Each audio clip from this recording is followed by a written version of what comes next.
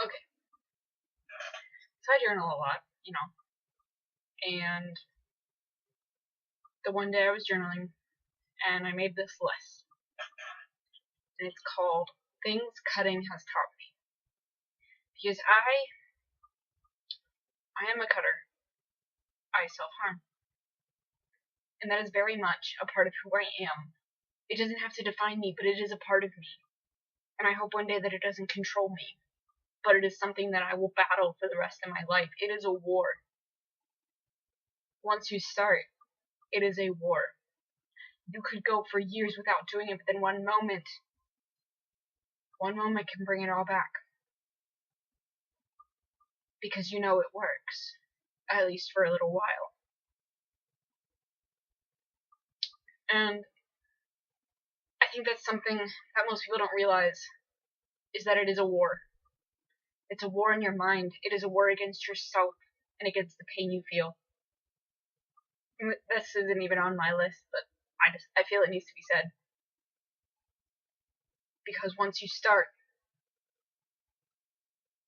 you may physically stop, but the want, the need, the addiction part of it doesn't go away. You battle it for the rest of your life. And you are left with scars for the rest of your life. And I think the reason I'm stressing that so much is if you haven't done it yet, if you don't do it, don't ever start. Because it will control you. I have been at the point where it absolutely controls me. Where I will lie and hide myself into anything to prevent people from finding out about it.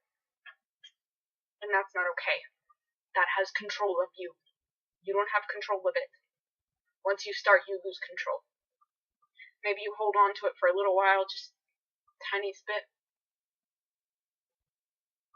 but you never truly have control over it. You think, I can just do 1, maybe 5, and I'll stop. But you don't. It controls you. And that is the scary thing about it. But here's some things that cutting has taught me. 1. Each scar holds memory. And I say that because, for me, it's true. I don't know if it is for you, but for me it is. Because, here's the thing. There's a reason you took that blade to your body, or whatever it is you use. There's a reason for it.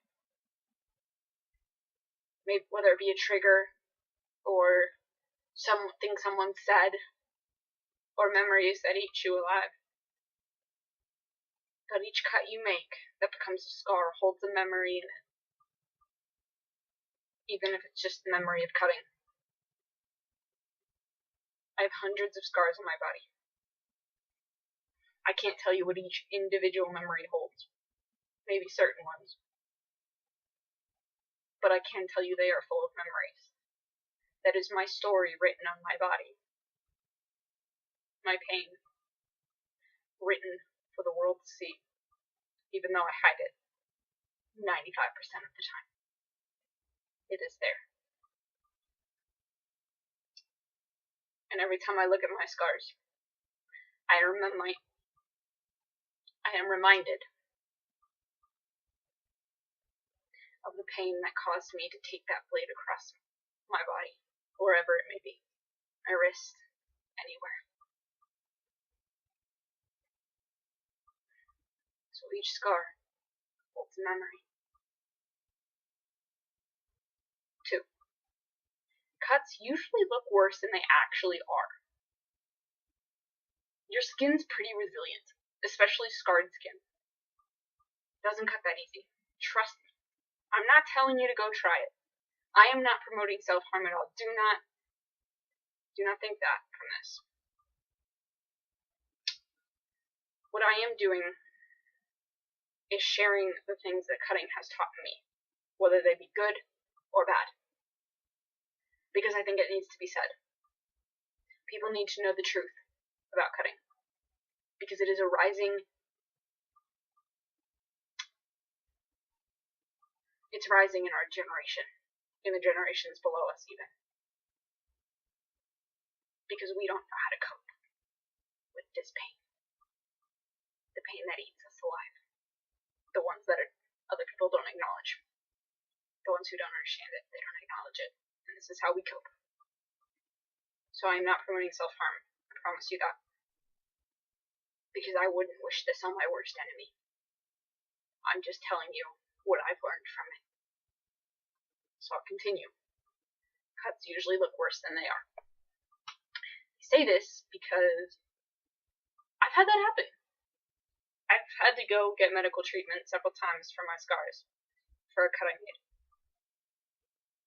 And usually it looks worse when you first do it. And that's why I usually won't go for a day or two if I do it. Pretty bad. Because I want to make sure that it's not going to, be this little tiny thing, and reality is nothing. When I think it's huge, and I'm never going to stop bleeding, and all that. Because it looks worse than it is. Number 3. Shallow cuts fucking bleed. The little skin things, they bleed the worst of anything. Deep ones, yeah, they bleed bad. But shallow ones, those things are bleeders. Seriously, you're like, oh my god, you are not that deep. Can you please just stop? Your blood's staining my clothes. Seriously. Number 4.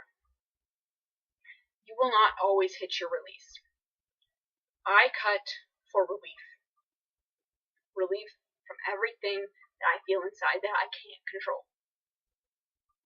That's why I do it. And among other reasons. But that is the main one. And I have this thing I call a release point. Where I cut, and then I hit a cut or a certain way, and I just feel like this high throughout my body. And that is what I call the release point, because then I feel like I've released some of the pain inside. But you won't always hit it, because I don't. Sometimes I can hit it in 1, sometimes it takes me 50. You won't always hit it. You have to learn to be okay with that, or it will control you. 5. Paper towels and duct tape make great bandages. I probably shouldn't say that, that's really bad. But they do. I have been in situations where I didn't have any first aid supplies because I can only ask for them so often without making people suspicious, and I didn't have the money to buy them myself. So paper towels and duct tape. Great bandages. If you need a bandage. If you're gonna cut, be prepared with first aid supplies, which I think is my next point. It is. Always keep first aid supplies. Because if you don't, and you get a really bad cut, and you don't have any paper towels or duct tape, you are going to bleed everywhere, and people are going to see. Trust me, I know. So always keep first aid supplies. Always clean your cuts. I don't. Being a hypocrite there, but take care of them. If they get infected, go to the doctor. If you need stitches, go to the doctor. Most of you probably won't listen. Hell, I don't listen to myself.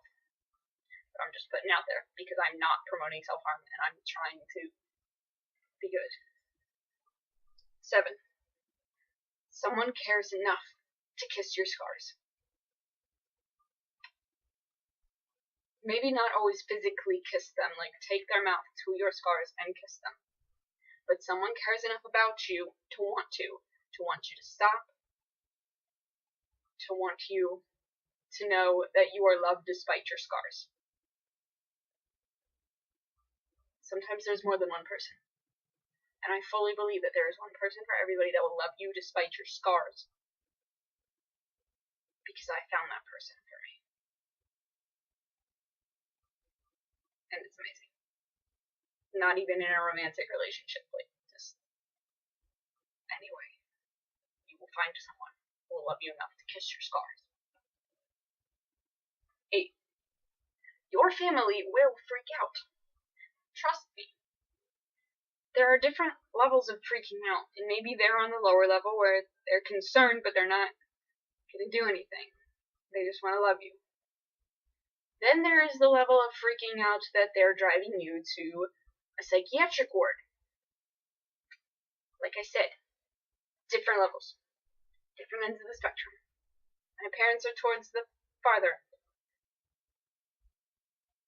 I'm not going to say how they reacted because I don't want to badmouth my parents because they try. They really do.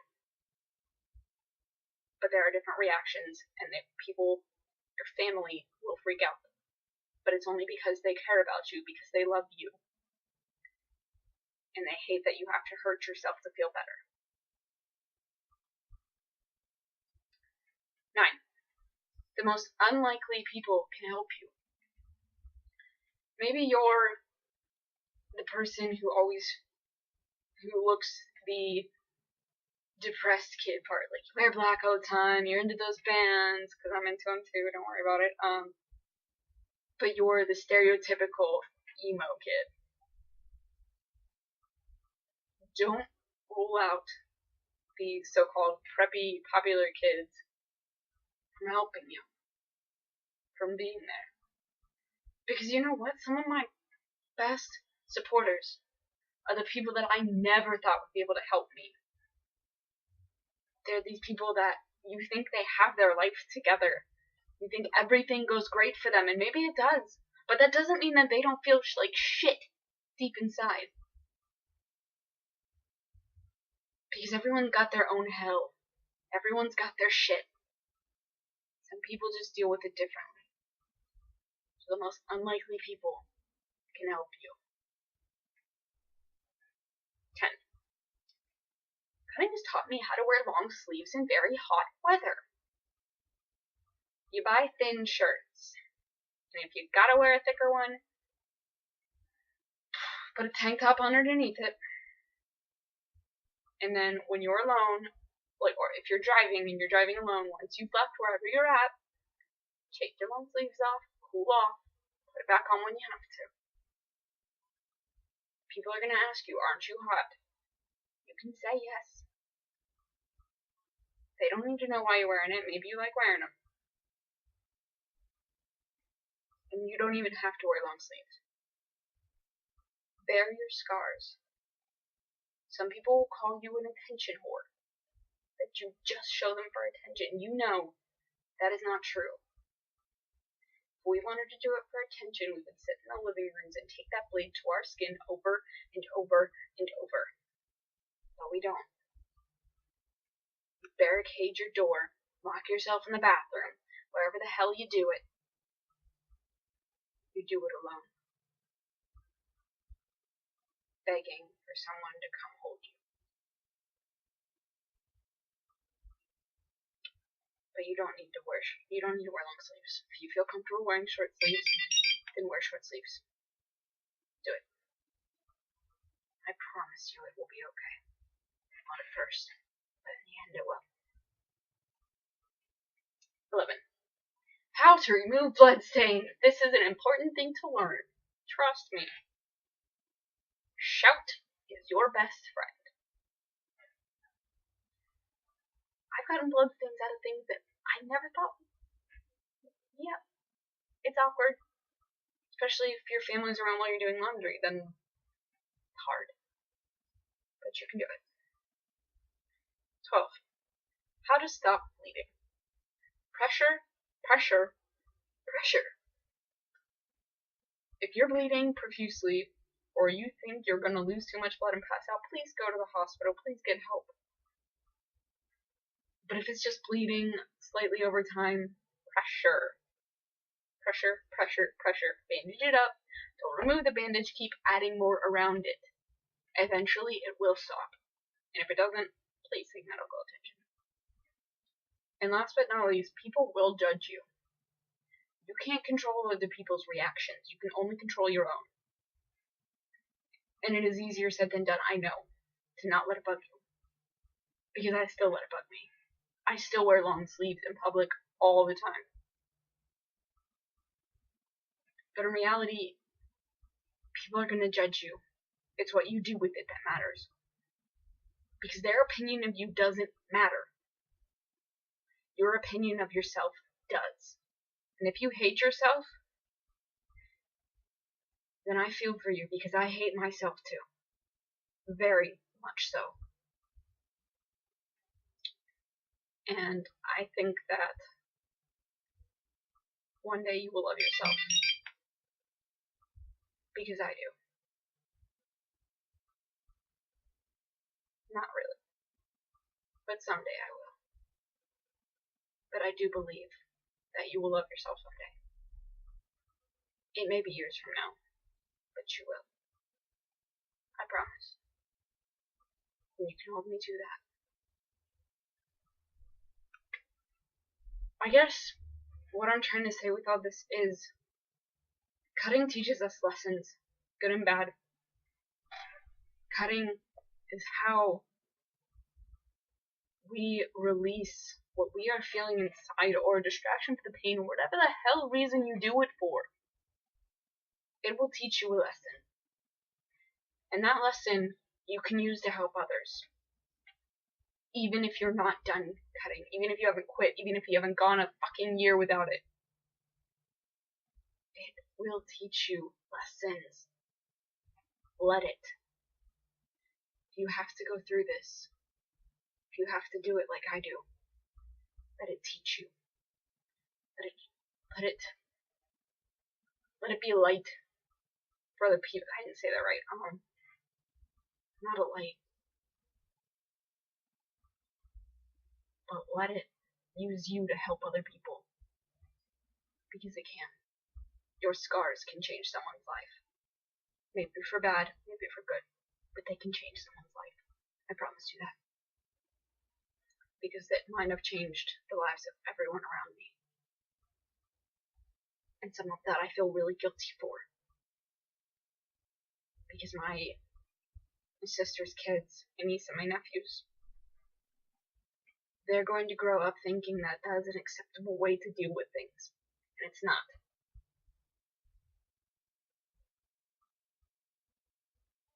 But that is the example I've given them, and I work hard every day to change that. I work hard every day to be an advocate of not starting it ever. If you do it, I'm not judging you, because hell, my body is scarred. Very much so. But it's what you do with them that counts. It's the lesson you learn. I hope you take something away from this. And I hope that you don't hate me for making it. And I hope that you don't think I'm promoting self-harm. Because I'm not. It has destroyed parts of me. It has controlled me.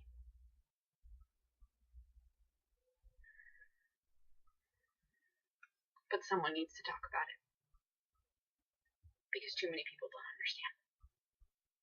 Don't hear us. So I'm talking about it. And I'm letting you know that I see you. And it will be okay. I'm always here. You can message me, you can email me. Anything. Always here. Stay strong, fighters.